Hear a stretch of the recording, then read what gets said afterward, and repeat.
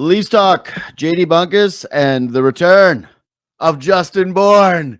I'm Good back, to baby. see you, big dog. It's great to have you back on the show. Unfortunately, it's in a loss. I know. Yeah. And I still don't have like a holder like you, so I just get to hold this thing. It's Hey. like I feel like an old-timey host. Can I tell you something? We can get you a holder. Yeah.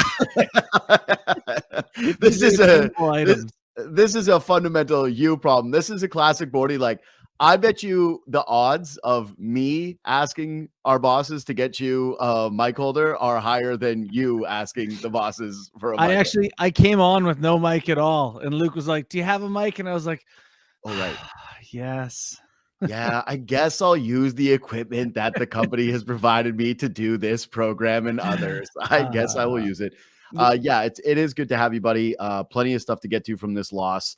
I think that you can kind of summarize this one pretty simply, which is this was just a game where the Leafs could not outscore their mistakes. Mhm. They have a offside that takes back a goal. They give up a goal in a critical juncture, very like old school Leafs at the very end of a period where attention to detail just completely goes out the window, and they decide that the period's over with less than a minute. And then after tying the game, just again, lack of focus, another turnover, another bad break, a bad bounce, and the puck ends up in the back of their net. They lose to Red Wings 4-2. Yeah, I think when you play the type of game that they're playing these days, which is low event, low offense, and you get a couple of bad breaks, as you mentioned, getting a goal called back, and you make a couple of lazy mistakes, all of a sudden you lose the game. It's like every game this year feels like it's going to be 2-2 at some point. And then it's just like, we'll see if they can get another one. You know, we'll see if Bouchard throws a pizza or Tom Wilson throws a pizza. And if they don't, we'll see if the other team can score. Like, it's just, it doesn't feel they're inspiring offensively, but they're in every game. Yeah. Listen, I think that the overall arc of the team is correct. That this is you're probably more optimistic about this style of play heading into the postseason this year than you have been in years past, especially given that you would imagine, just given the talent of the team, that there is going to be a little bit of water finding its level with the offense, right? I don't think that they are going to be one of the worst offenses in the NHL. But right now, I hate how it feels when they go down 3-2 in a hockey game. Yeah. And it's like, oh, damn, I don't think they're going to get back in this one. Or when a save gets made on a breakaway where Mitch Marner gets his opportunity, right? Yeah. And it gets stopped. And you go, that was our chance. Yeah, that's it. That, like, you go, oh, that was it. That was probably the hockey game. And that's a very different feeling with this team. Yeah, the big thing for me, and this is something that I mentioned to you just in a text, is like, it does feel like they can't string together a bunch of passes. Like, this game was better, for the record. Like, they, long stretch of the game, they looked like the better team. They controlled the puck for a lot of the game, and they hadn't at other times. But it just felt like, some of this disconnect with the puck, where it was like, can't make a simple pass on a breakout, can't sort of thread the needle, and it just feels like it has to be the top guys, because the bottom guy's job seems to be don't make a major mistake, right? Like, their whole role right now is don't make a major mistake. So a lot of the game looks like these clips where it's just like, man, it felt like they used to kind of come up more ultimate Frisbee style. You take it, and we'll work our way up the field. I don't see a ton of that right now. So, yeah, we're rolling a bunch of B-roll of just bad breakouts in this game, right? But I want to ask you, too, how much of that do you think is actually personnel versus strategy? Because they're trying to dump the puck in, right? And so a lot of – get to this one later. Yeah, like this just feels like a lot of, hey, chop it out, get it to, like, the neutral zone, and then hopefully we have an opportunity to dump it out rather than collect and not build out the offense. And so I'm sure there are times where – that disconnect is very real, but how much of that do you actually just view as the system versus like personnel problems or strategic problems? Yeah, I think it's a great question, and the answer is probably a little bit of both, but that's not as sexy. I'll say more personnel than strategy. I went over some Leafs system stuff with Andrew Brewer, who was, Babcock's guy, Team Canada Olympic video guy.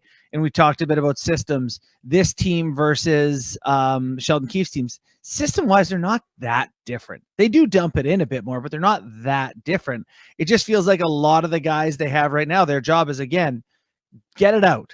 Don't be the guy who, turns it over, just chop it out of the zone. And then the other team kind of picks it up in the neutral zone and back they come. So I know that, to your point, this was a strategy plan they wanted to make. They don't want to make the big mistake. They want to stay around in games, and they hope that leads to something in playoffs. There is more from this offense for sure. But right now it's just like, all right, we had Lorentz and Dewar and Kampf and Holmberg and a bunch of guys whose job is just don't make a mistake. And that's not fun to watch sometimes. So then I think that it's fair, if that is the approach of don't make a mistake, that you're a little bit more critical of especially the better players on the team when they make backbreaking mistakes. And to me, there is no more criminal moment in the hockey game than the second goal for the Detroit Red Wings at the end of a period, which Leafs dominated. Yeah. Like the first, I thought that they were showing good signs of life, but the second, the Leafs just completely controlled the play. And I actually was thinking, man, Detroit's got to be thrilled that it's just 1-1 after this period.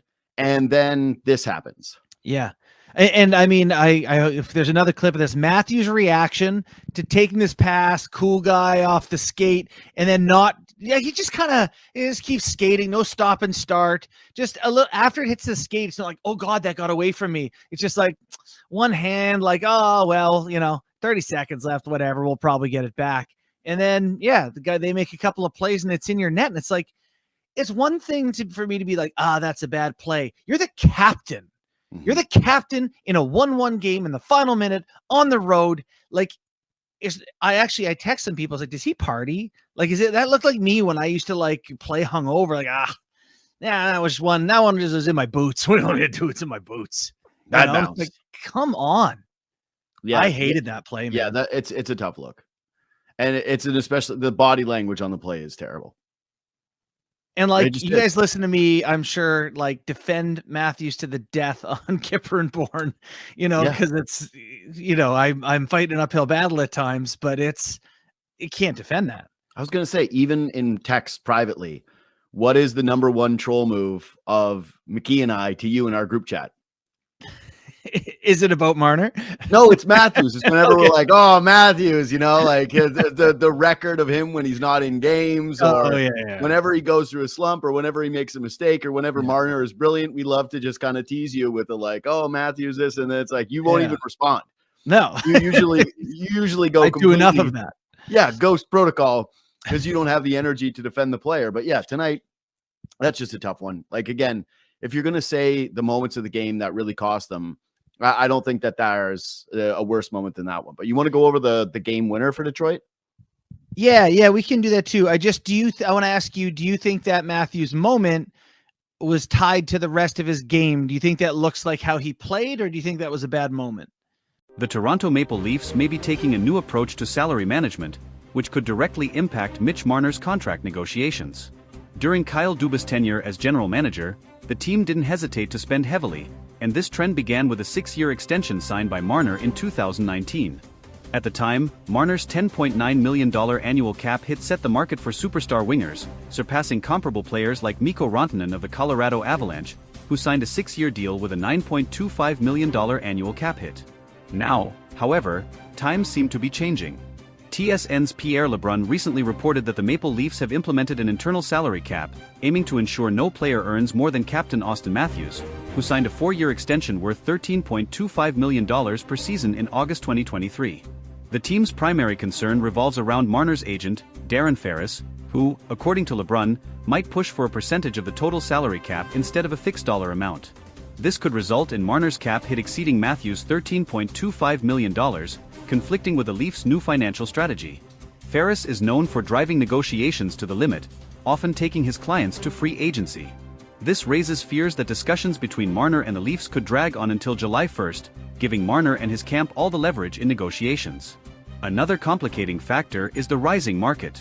LeBrun noted that Mikko Rantanen believes he could secure $14 million per season as a free agent. This sparks the question, could Marner demand even more?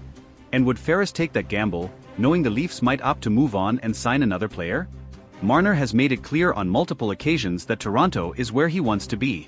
As a local player with deep ties to the city, he's expressed his desire to spend his entire career wearing the blue and white of the Leafs. However, staying with the team may require him to accept less than market value, especially if the front office remains committed to its new salary structure. Such a sacrifice could be vital for the team's collective success and to avoid financial issues that have plagued the recent past. While negotiations are still in the early stages, it's evident that Marner's future with the Leafs is at stake. Maple Leafs fans may need to prepare for the possibility of significant changes, but they can also trust in the player's commitment to the city and the franchise to find a compromise. The Maple Leafs' decision to implement an internal salary cap reflects a broader shift in their team-building philosophy. After years of prioritizing top-end talent with hefty contracts, the organization appears determined to strike a balance between superstar contracts and depth throughout the roster. This strategy aims to avoid the pitfalls of past seasons, where a lack of financial flexibility often left the team vulnerable in critical playoff moments. For Mitch Marner, this shift creates a unique challenge. On one hand, his value to the Leafs is undeniable. A consistent top scorer and elite playmaker, Marner has been instrumental in driving the team's offense. On the other hand, his ability to command a salary that rivals or exceeds Auston Matthews could put the Leafs in a difficult position, especially with a potential need to strengthen other areas of the roster. As the 2023-24 season progresses, the Leafs must weigh the potential consequences of sticking to their cap philosophy. Losing a homegrown talent like Marner would undoubtedly sting for fans and the organization alike.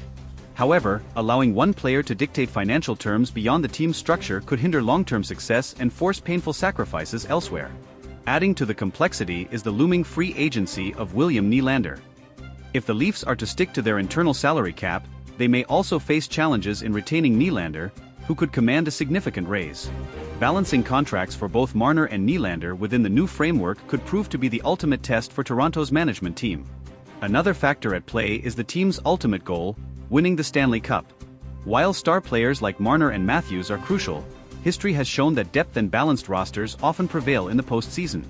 If the Leafs fail to manage their finances effectively, they risk falling short of building a championship-caliber team, even with elite talent. For Marner, the decision to stay with the Leafs might come down to more than just dollars. His connection to the city, the fans, and his teammates could be deciding factors. If he prioritizes legacy and loyalty over maximizing earnings, there's a strong possibility that he'll work with the team to find a deal that benefits both parties. Negotiations will also test Darren Ferris, known for his hardline tactics in securing lucrative deals for his clients. While pushing for top dollar is expected, Ferris may need to weigh the risks of alienating the Leafs management and fanbase. A prolonged stalemate could damage Marner's relationship with the team and its supporters. The Leafs management, led by general manager Brad Treliving, faces a pivotal moment. Treliving's reputation as a negotiator and team builder will be on full display as he navigates this high-stakes scenario. Striking the right balance could solidify his tenure in Toronto, while a misstep might set the team back for years. For Maple Leafs fans, the coming months will be filled with anticipation and uncertainty.